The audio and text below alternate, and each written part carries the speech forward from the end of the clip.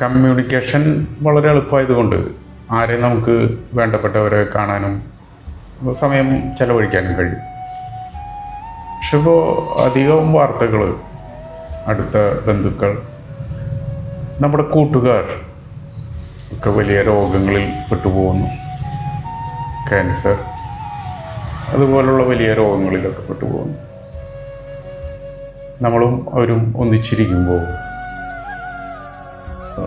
എല്ലാ സാഹചര്യങ്ങളും സാമീപ്യങ്ങളും അടുത്തടുത്ത് ഒന്നിച്ചിടപഴകുന്നു. പക്ഷേ അവർ തികച്ചും വേറൊരു ലോകത്തിലാണ്. എത്രയോ സമയങ്ങൾ, സാഹചര്യങ്ങൾ, സന്ദർഭങ്ങളൊക്കെ ഒരേ മനസ്സോടുകൂടി ചെലവഴിച്ച നമുക്ക് വേണ്ടപ്പെട്ടവർ നമ്മുടെ സമീപത്ത് തന്നെ ഇരിക്കുന്നുണ്ടെങ്കിലും നമ്മളുമായി ഒന്നും ബന്ധമില്ലാത്ത മറ്റൊരു ലോകത്തിൽ കഴിഞ്ഞുകൊണ്ടിരിക്കുകയാണ്. അവർ കടന്നു പോകുന്ന മാനസിക വ്യഥകൾ ഒരു തരത്തിലും പങ്കുവെക്കാൻ കഴിയില്ല. അതിനെക്കുറിച്ച് നമുക്കറിയുമ്പോൾ മനസ്സിലാവുന്നു. പ്രത്യേകിച്ച് ക്യാൻസറിൻ്റെ കാര്യത്തിൽ അതിൻ്റെ അതിജീവനം, ആ പ്രക്രിയയിലൂടെ കടന്നു പോകുമ്പോൾ ഓരോ സന്ദർഭത്തിലും അനുഭവിക്കുന്ന ശാരീരിക മാനസിക വിഹ്വലതകൾ, ആദികൾ മനസ്സിന് വേണമെന്നുണ്ടെങ്കിൽ കഴിയില്ലല്ലോ, എത്തിപ്പിടിക്കാൻ കഴിയാതിരിക്കുക.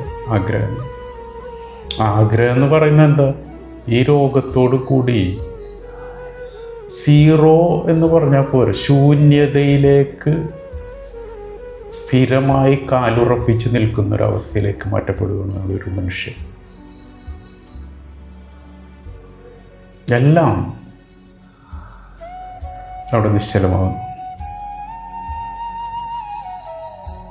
ജനനത്തിന് ശേഷം വലിയ രീതികളിൽ ചിറക് വിടർത്തി പറന്ന് വലിയ വ്യക്തിത്വമായി സ്വാധീന മേഖലകളുണ്ടാക്കി സംതൃപ്തമായ ഐഡൻറ്റിറ്റിയോടുകൂടി ജീവിക്കുന്ന ഒരു വ്യക്തി തിരിച്ചറിയുന്ന നിമിഷമാണതെല്ലാം.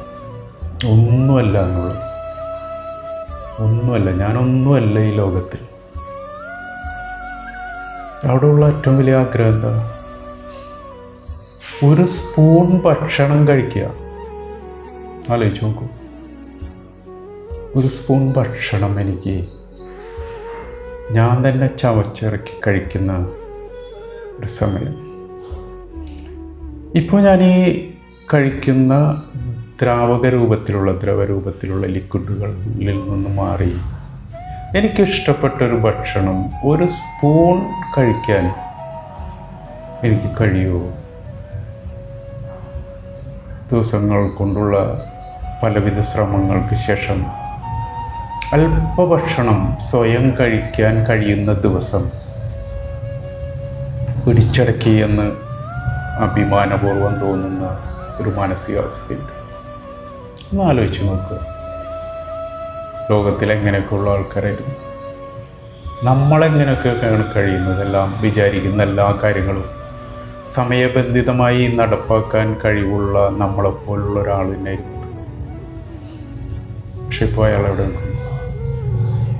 കൂടാതെ ഈ എല്ലാ മാനസിക വൈകാരിക വിഷമങ്ങളിലൂടെ, നഷ്ടബോധങ്ങളിലൂടെ, സങ്കടങ്ങളിലൂടെ കടന്നു പോകുമ്പോഴും ചുറ്റുവട്ടത്തുള്ള എല്ലാവരുമായും സ്വാഭാവികത നിലനിർത്തിക്കൊണ്ട് ഇടപഴകാൻ കൂടി അവർ നിർബന്ധിതരാണ്.